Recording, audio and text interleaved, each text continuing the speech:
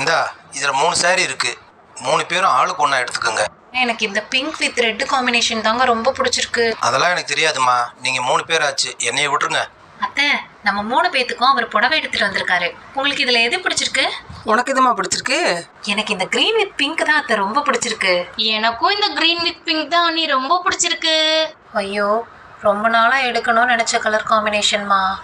அண்ணி எனக்கும் இதான் நீ ரொம்ப பிடிச்சிருக்கு. சரி, நீ வச்சுக்கோ. தேங்க்ஸ் அண்ணி. உங்களுக்கு எது அத்தை பிடிச்சிருக்கு? உனக்கு எதுமா பிடிச்சிருக்கு? எனக்கு இந்த மஸ்டர்ட் எல்லோ வித் பிளாக் தான் அத்தை ரொம்ப பிடிச்சிருக்கு.